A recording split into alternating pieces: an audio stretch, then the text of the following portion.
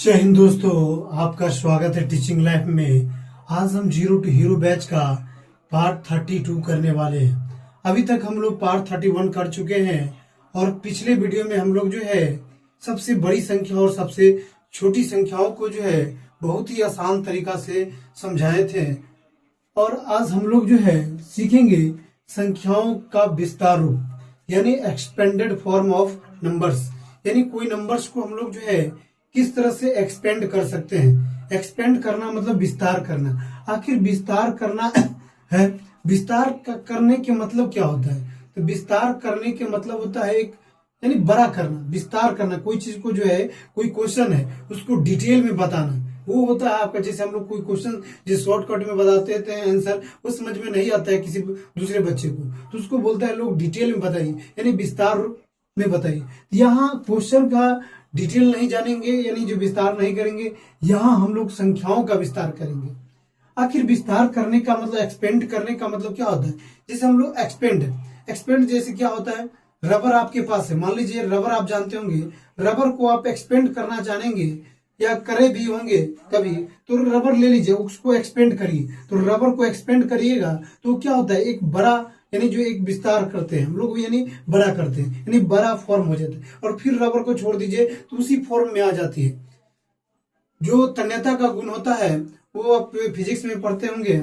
चलिए हम लोग जो है यहाँ जो है रबर का विस्तार नहीं करेंगे, एक्सपेंड नहीं करेंगे। हम लोग कभी कभी जो है मनी का भी एक्सपेंड करते हैं। किस लिए? मनी को बड़ा करने के लिए। उसी प्रकार हम लोग जो है यहाँ पर नंबर का जो है एक्सपेंड करेंगे।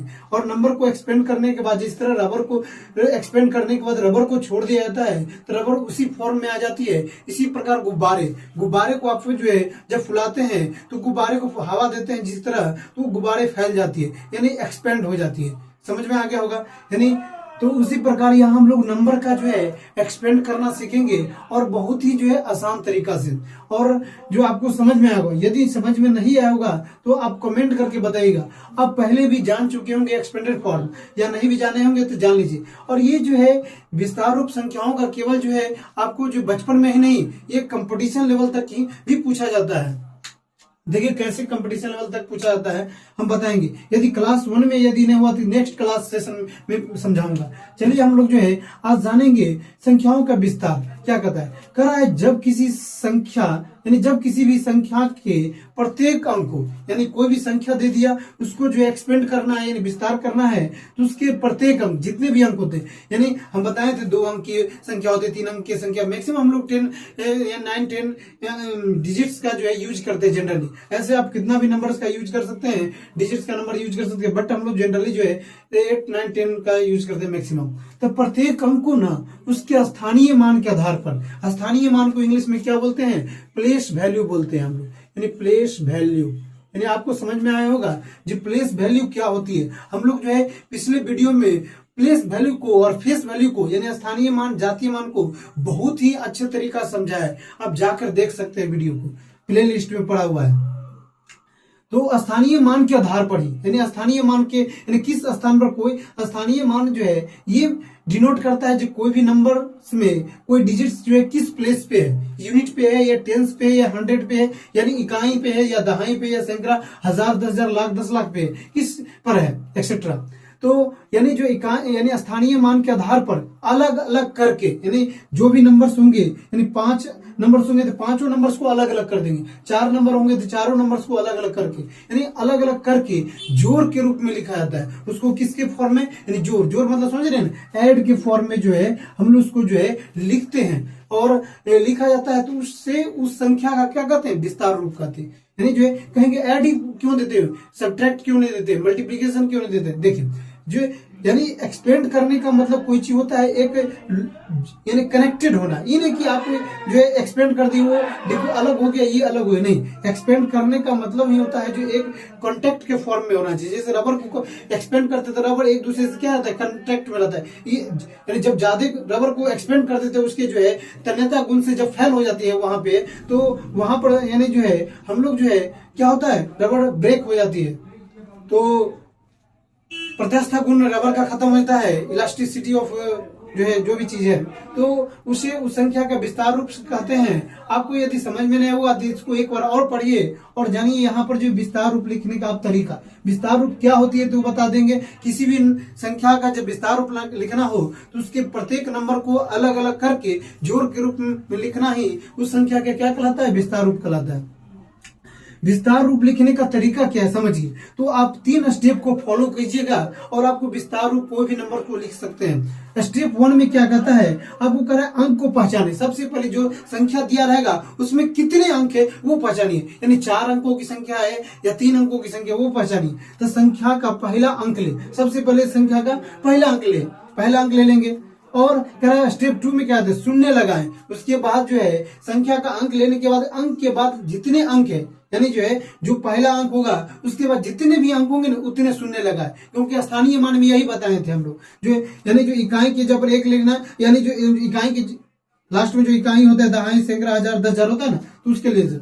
उसके बाद स्टेप 3 में कह रहा है जोड़ का चिन्ह दे, यानी जोड़ का चिन्ह लगाएं और फिर बाद के सभी अंकों के लिए यही प्रक्रिया दोहराएं। यानी ये पहले अंक ले, सबसे पहला अंक, उसके बाद अंक के बाद जितने अंक उतने शून्य लगा दे, 0 लगा दें, क्योंकि स्थानीय मान के आधार पर ही विस्तार रूप निकालते हैं। स्थानीय मान में यही करते हैं हम लोग, जो किस स्थान पर उसके प्लेस को डिनोट करके जितने 0 थे वो लिखते हैं। अब उसके बाद स्टेप 3 में जोड़ का चिन्ह लगा दीजिए और फिर बाद के जितने भी अंक होंगे ना वही स्टेप फॉलो कर दीजिए। इस तरह संख्या का विस्तार रूप निकल जाएगा। चलिए हम एक जानते हैं नमूना के रूप में। नमूना किसको बोलते हैं, एग्जाम्पल को बोलते हैं, उदाहरण को। जैसे 7265 का विस्तार रूप पूछ रहा है, यानी 7265 का विस्तार रूप कैसे लिखना है। तो देखिए इसमें कितने अंकों की संख्या है, ये 4 अंक, 1 2 3 4 अंक होती है। इसमें पहला अंक लीजिए, पहला अंक इधर से होती है तो ये अंक लीजिए 7 है ना, पहला अंक, तो 7 ले लिया। 7 के बाद देखिए कितने अंक है, 1 2 3 अंक है, तो 3 0 बैठा दीजिए। जितने अंक होता है 0, क्योंकि ये जो है